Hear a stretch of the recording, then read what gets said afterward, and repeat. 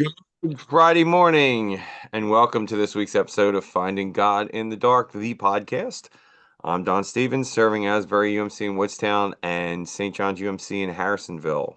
John? And I'm Jonathan Campbell. I'm the pastor of Lacey United Methodist Church in Forked River.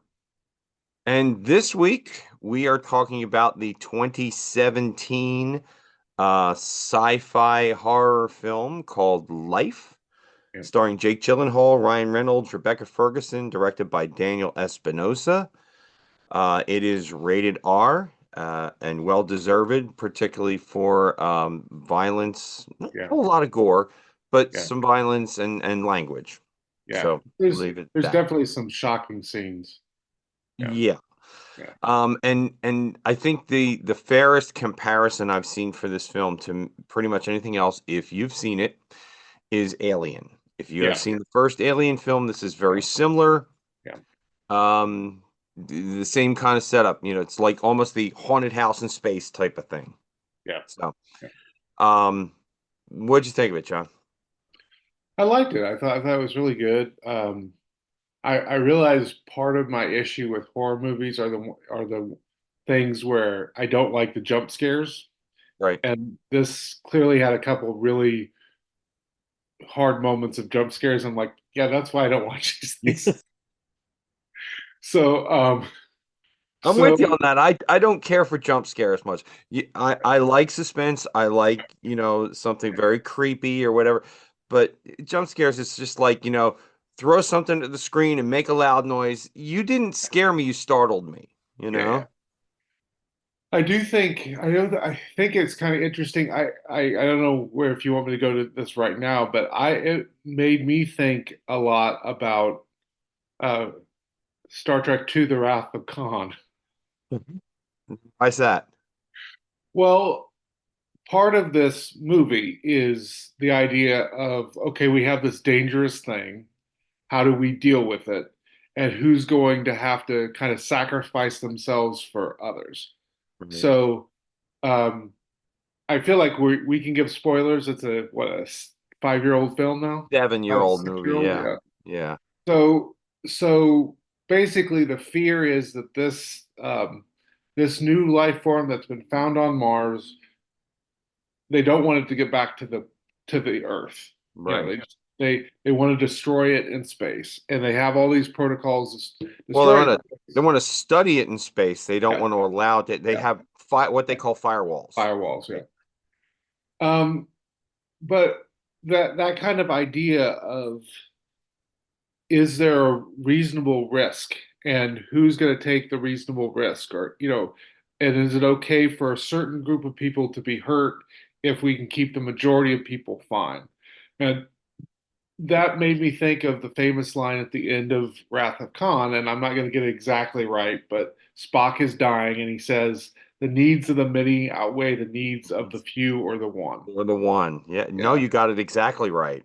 Um, and that's always been philosophically fascinating for me to think about, because on the surface, if you're just skimming it, it makes sense. And you're like, okay, that makes sense. I understand it. Sure. But I feel like you can easily misuse it, and people easily have misused it in wartime and different things like that. I think the most famous example is World War II, where the argument, at least from the American administration after they dropped the atomic bombs, were, we're doing this even though we killed 100,000 plus people. We're doing this because had we not done it, millions might have died in a land invasion of Asia. So And it's a yeah, value equation is what yeah. we're So it's making. like it's better to lose 100,000 than it is to lose a million or Right. millions.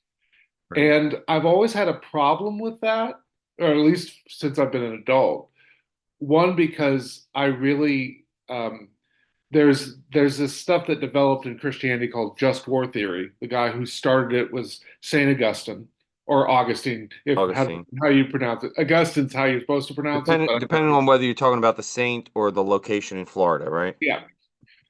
So Augustine argues that Christians can be involved on a national level. Christians can be involved in violence, but it has to meet all these criteria.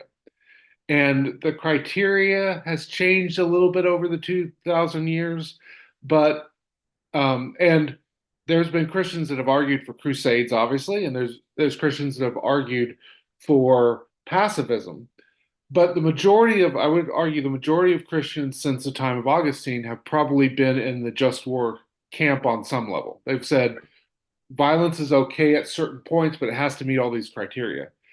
Well, the thing that I think is interesting is if you hold to the basic criteria, you can never go out of your way to kill civilians. You actually have to go out of your way to not kill civilians. So, by that standard, dropping atomic weapons on two cities where most of the people who died were civilians can't be justified under the rubric of just war theory. Right. But I think the harder thing for not only Americans, I could do this with really any country that's had conflict, is the vast majority of wars that we sign up for, that we rah-rah ourselves for, um, they don't meet that criteria. And I think what's interesting is these kind of movies where it's kind of, it would be better for us to die than everybody to die. For me, it's interesting to set with that and to really question that and to say, um, you know, where's the justice in what you're talking about, and where is the kind of, or where is this, you're just kind of sugarcoating this and you're not really dealing with it? Because we have a tendency to like throw that idea out without really examining it. And I think, I mean, when I grew up, you probably did too, when my grandparents who were around in World War II, my grandfather served in World War II, he would always make that argument that, yeah, it was horrible that 100,000 people died in the atomic bombs, but we would have had to lose millions of people, and it was better for us to lose 100,000. And it's like, yeah, but none of them were soldiers. Like, none of them were actively fighting. Right. It It's wasn't one of those combatants. things Yeah. that I feel like we as Christians don't do enough to really push our governments to think about when they use force and when they shouldn't. Yeah, it's interesting because you brought up that Star Trek quote. Yeah, And I've literally used that, the gospel according to Star Trek, the needs of the many yeah, outweigh the needs of the few or the yeah, one. That it is, like you said, logically at a surface level, it makes a lot of sense. yeah, But is it really a Christian ethic? yeah, I it's real. I'm hard pressed to make that a Christian ethic. I can understand it from a very utilitarian sense, yeah, right? Okay, yes, I'd rather 100,000 people died than millions. yeah, Sure. sure, But I'd also rather nobody died. yeah. And I think that's the better option. Well, Uh, then yeah, you have to with when you set with that, you have to also, as a Christian, I think you have to bring up things like Jesus going after, talking about the shepherd going after the one lost sheep. And that story, if you read it just on on a kind of a concrete level where you think about like designing the situation that's being described, that shepherd, because we don't get any indication there's other shepherds, right? So that shepherd is going after that one sheep and risking the 99, right. right?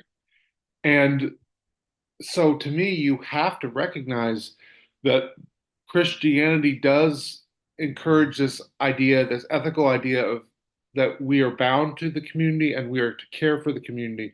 But there's also this deep element of the individual matters. And so you have to balance that. And quotes like the Star Trek 2 quote and the rationale for things like dropping the atomic weapons is kind of this idea that it's solely about the numbers. So if I have more people that I can avoid getting hurt and less people have to be hurt, that's I can do an easy math equation and that's where I go. And Sure. I think what's scary is ethical conversations need to be deeper than that, right? Deeper than just raw numbers, sure. Yeah, Absolutely. because again, in this movie, you have this. They're going to destroy this space station, And it doesn't matter if there are people that are there that aren't being affected by the alien. There isn't um, there isn't any concern for trying to get them off or trying to figure out if there's a way to rescue them. It's just like, you signed up for this. There's a dangerous thing in the space station. We're just gonna careen it out to space and let you all die. Right.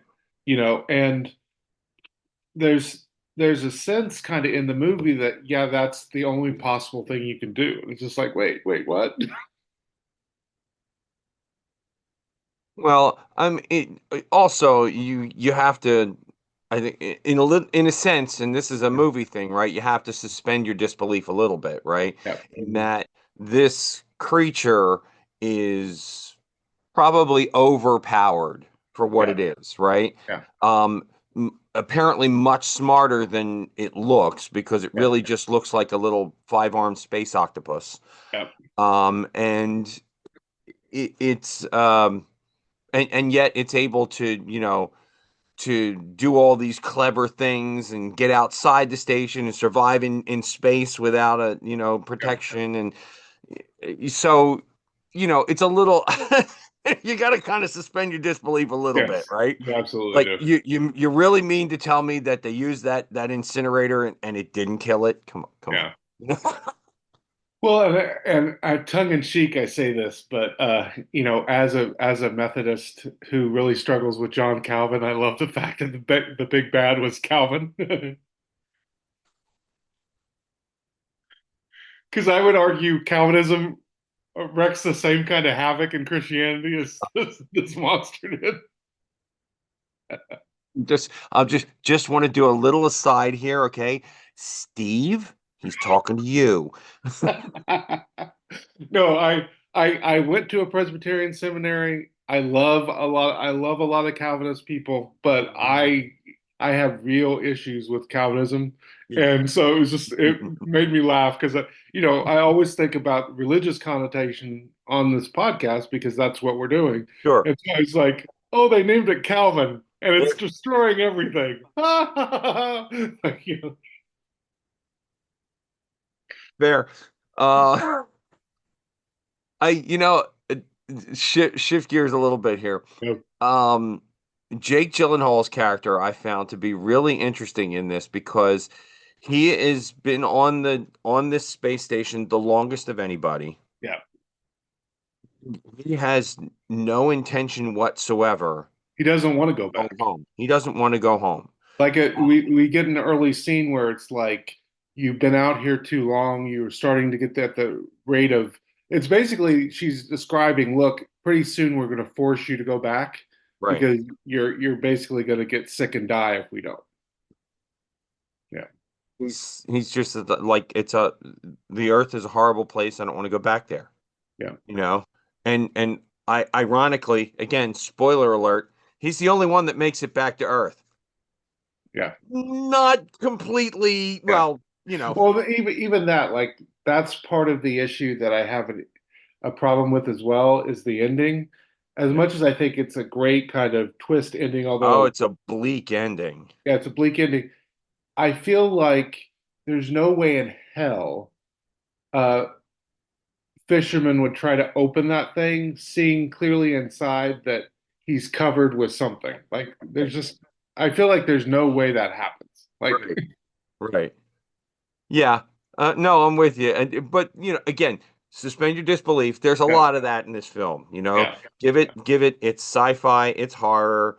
yeah, So we're gonna play fast and loose with some of the situations. I mean, look, realistically, almost everybody in this film, of the main cast that's on the mhm, space station, yeah, becomes some kind of a martyr or yeah, a Christ figure in trying to sacrifice themselves to save other. The problem is that every time they do sacrifice themselves to save somebody else, they do something stupid. yeah. Well, it's a kind of ham-handed way to talk about the fact of what people in our profession struggle with, which is the Messiah complex, right? Yeah. Yeah, This idea, sure. and I'm sure you've gotten it, I've gotten it. You come into a new church and they're kind of like, okay, you're going to save us. And it's like, hey, We only got one I'm out. Savior. You only got one Savior. We serve that Savior and we'll work on growing the church together. But Right. there is this idea as pastors that, like, we have a tendency to put all the weight on the health of the church on our shoulders. Yeah. And we tend to be messianic and try to live out this idea that we have to suffer and sacrifice for others. And I think in an interesting way, you can have a conversation with this movie about Christians always have to keep in mind, yes, we're called to sacrifice and serve others, but we can't do what God can do. We can't do what Jesus is called to do. Only And one so, savior.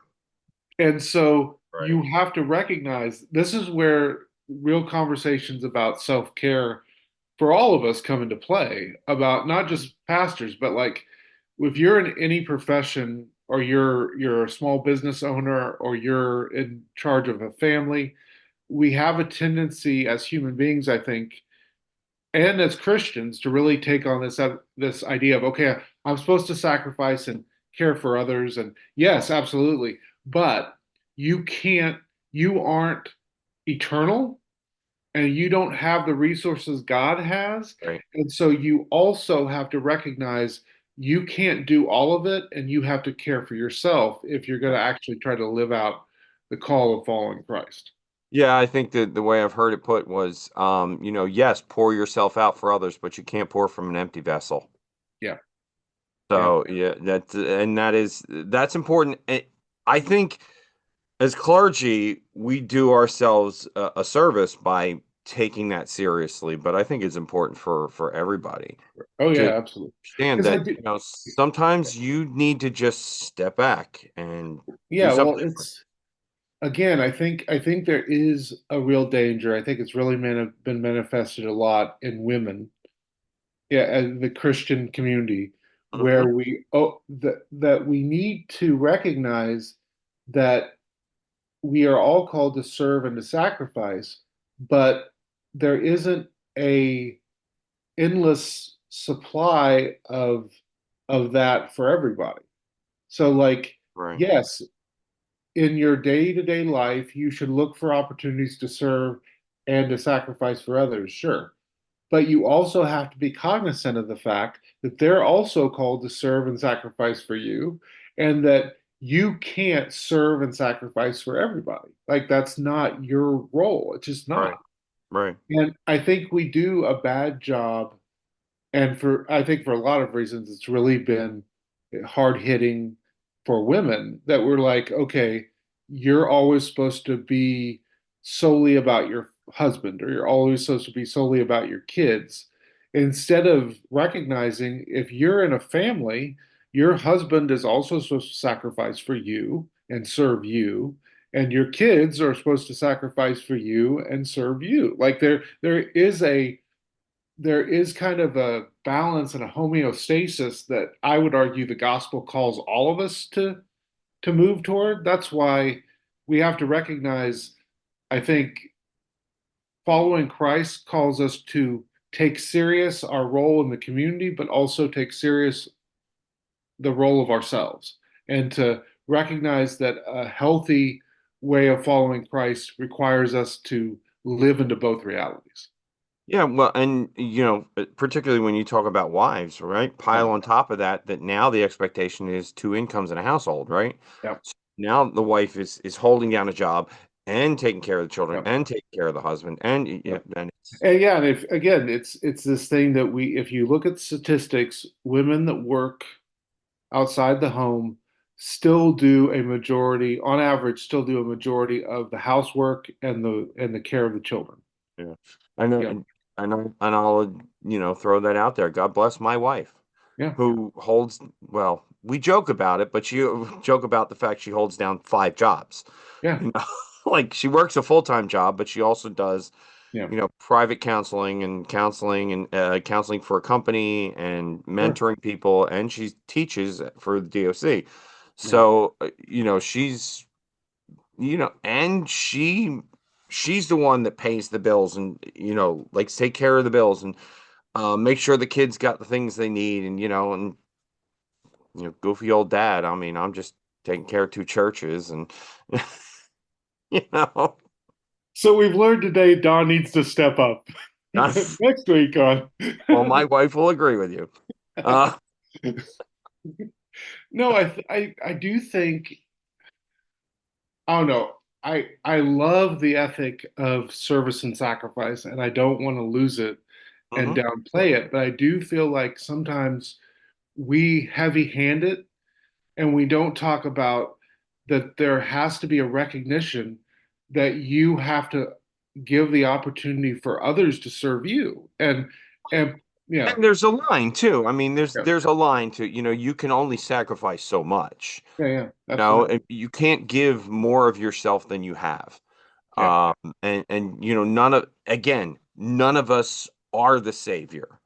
yeah, We're all in need of the savior. We're all in need of that. That was once for all.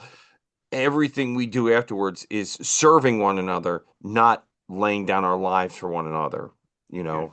So, yeah.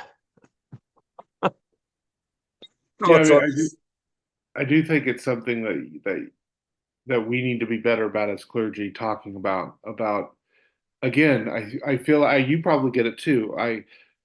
Most churches have a disproportionate amount of older folk, and I'll hear a lot of older folks say stuff like, I don't want to be a burden to my kids, or and you're like, wait, you need to reframe that. Like, you need to recognize that you took care of your children, and if at the end of your life they take care of you, that's not bad. It just isn't. You know, that's reciprocal, right? yeah. Yeah, Yeah. and the same thing for the community. It's okay if the church comes around you when you're sick or dying and takes on responsibilities you used to do for yourself. Some of this is kind of the American exceptionalism, this push for individualism that for me cuts against gospel ethics. I just, Rugged individualism. yes. Pull And yourself up by your bootstraps, which yeah, and doesn't I think especially for me, it's a thing I've always had to struggle with because as a person with a disability, I've always had to come at life in a different direction. Mhm. And I think, to be honest, that direction's a healthier way to be because it recognizes that, yes, I'm called to help you and serve you, but you're also called to serve and help me. And if it's okay for me to serve and help you, it's not bad or something I should be ashamed of if you serve and help me. Yeah. Yeah. Yeah. Good stuff, John. So, any other thoughts on Yeah, really quickly, I wanted to talk about something that there's I don't have confirmation, nobody does, but there is room. I don't know if you ever seen the interview with Rebecca Ferguson, who's in this movie, where she talks yeah. about that okay, so there's this kind of famous clip, you can Google it if you want to put her name in YouTube and like do conflict on set. She talks about a movie. She would not say who the person was. She said they were number one on the call sheet, which means they're the star of the movie. And she did say, which I think is funny, but it makes sense. She goes, "It's not Tom Cruise," because I'm sure people would. But anyway, she talked about a reporter asked her about conflict on set or times that she had to stand up for herself, and she mentions a movie where the person that was number one on the call sheet like just snapped one day on set and started screaming at her and yelling at her and belittling her in front of everybody. And she stopped him, yelled at him, stormed off set, basically said, "You will not treat me like this. I will not work with you." And she left. And so people have talked about. They think a lot of people think it's this movie and it was Gyllenhaal that and she won't confirm who it was, other than it's not Tom Cruise. She's never gone any further. But when I saw this movie, and I remembered that, it made me think about, oh, this is where a movie, the backstory of the movie can be interesting, and how you have the conversation, kind of, how the movie got put together can be an interesting conversation about that you have about ethics and Christianity and all that stuff. So how we treat each other. So um, this idea of, again, it's kind of what we've been talking about, but in a different way, I guess. How do you use power? and how do you use authority. So let's assume that this is this movie. The movie she's talking about is this movie. Hmm. So Gyllenhaal was the guy who had the lead credit. If you watch the movie, when it starts, he's the first name. Right. So let's assume he lost his, lost himself, screamed and yelled at her. Um, like how do we as Christians use our authority and our power well? How do we recognize, okay, I'm the first person on the call sheet in this situation. I'm the leader in this situation. I'm the owner of the business in this situation. I have the power. How am I called to use it well? You know? Is this, I mean, for us as clergy, we've probably been drilled a lot on the idea of servant leadership, right? Yeah. I Hmm. mean, is this the idea here that, a Yeah. servant leader doesn't bark commands, but a servant leader leads from in front. A Yeah. servant leader leads the way, shows the way, Hmm. instead of pointing the way or directing the way. Yeah. We're Um, saying you go over there and do that. yeah, right. Yeah. Um, so, maybe that's, it'd be interesting to know because at least 7 years ago when this film came out, Jake Gyllenhaal was the headline. Although Yeah. nowadays Be Ryan Reynolds. Reynolds is a bigger star, Yeah. uh, but he's doesn't survive that long in this film. No. So, It would not be that too anybody good. survives the film, but Yeah, I was gonna say, yeah, don't no one pretty much no one survives them. no. Oh, friends, bleak ending. Yes. Yes. Yeah, if you are sad, don't watch this movie. It won't help.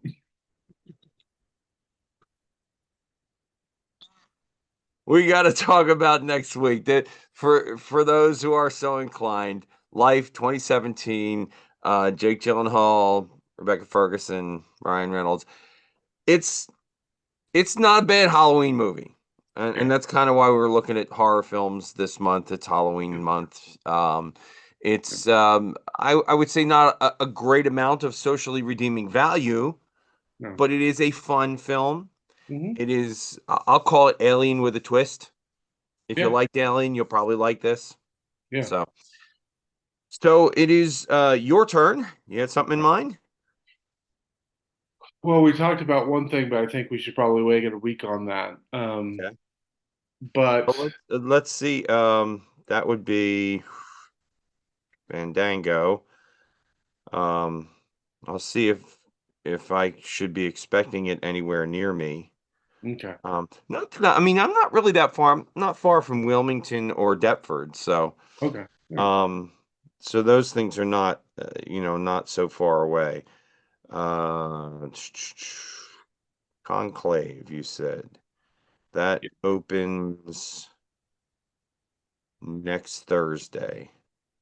So we would literally have to go to the first showing on Thursday and then film at Yeah. night after we saw it in Yeah. order for the So podcast to go out on Friday morning. so I So think so I think probably wait a week, but maybe okay. we could tell people that's our goal for 2 weeks from now is to talk about the new movie Conclave, if that works Yeah, for you. I'm interested in seeing it. So let's do that.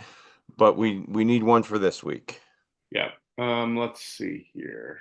I'm pulling up Netflix. Um,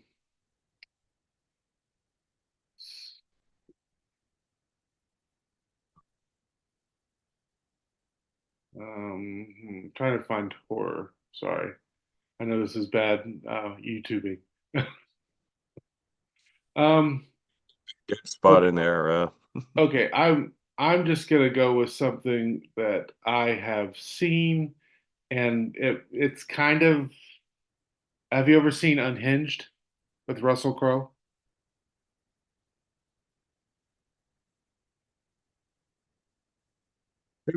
Is he the He basically rage? becomes he basically there's it's basically a movie about road rage. Yeah, he's the road rage guy in that Yeah. film. Yeah, Yeah. I think I've seen that one. Okay. But Um, I'll watch it again. I mean, if we want to, want to put that out there, that's got that's got some interesting um, stuff to talk about, doesn't it? yeah, yeah, we could talk about that. I was trying to think about a horror movie.